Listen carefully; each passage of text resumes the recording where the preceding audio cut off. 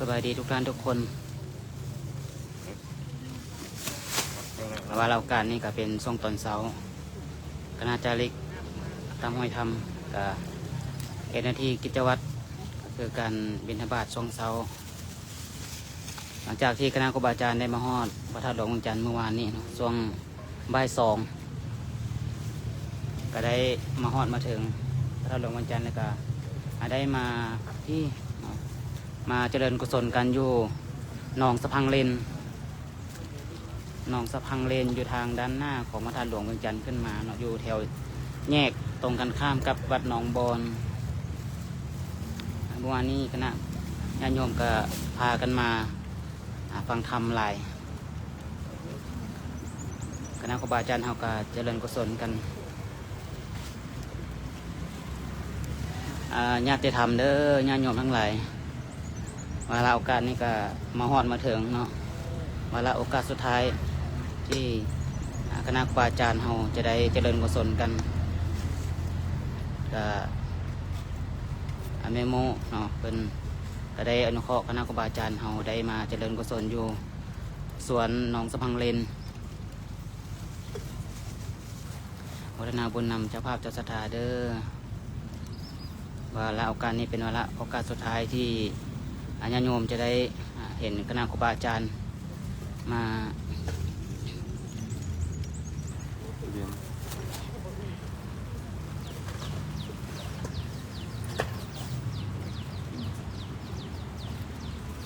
เป็นทาบาทแบบนี้เนาะ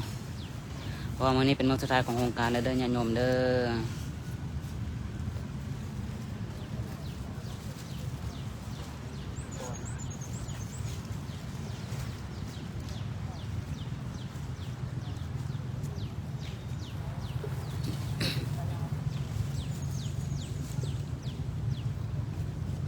พระ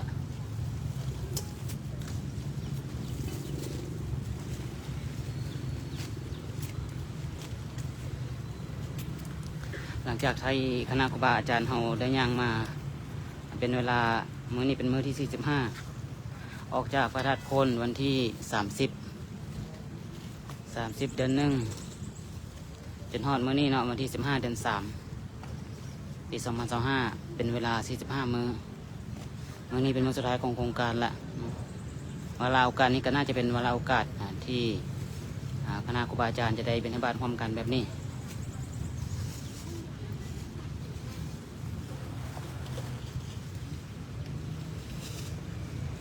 ก็มีญาติธรรมมากันมากหน้าหลายตามาจากหลายๆที่หลายๆทางมาแต่ทางใต้ก็มีทางเหนือก็มีทางปากหลายเพิ่นก็มีทางใต้ท่าแขกหนองบกทางปากเซเพิ่นก็มา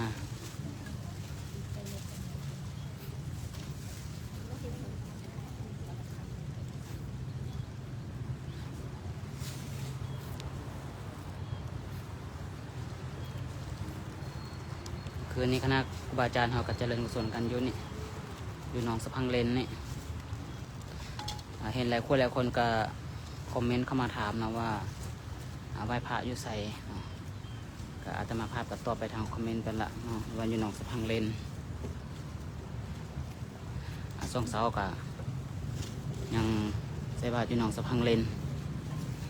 เดี๋ยวอีกจังน้อยก็จะมีก้าวสัมโมทนิยกถาเจ้าภาพเจ้าศรัทธาเป็นได้เรื่องบันเทิงใจแล้วก็จะได้เข้าไปนมัสการพระธาตุหลวงเวียงจันทร์แล้วก็จะได้ออกไปทำสามิจิกรรมญาท่านเวทมาเสนัยอยู่วัดศรีสะเกษช่วงประมาณเที่ยง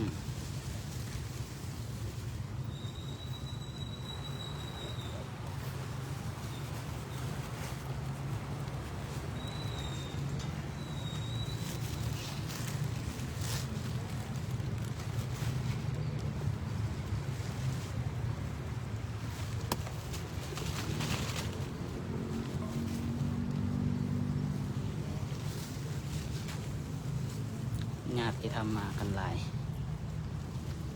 ทางปากลายก็มาหนึ่งออกนดญาติที่ทำทางปากลายสาธุ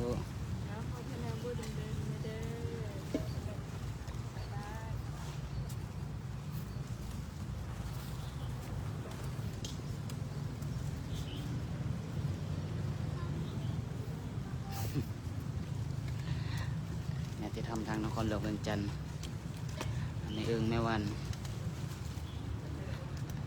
ออกพาราดอนแม่เพชรดูสาธุ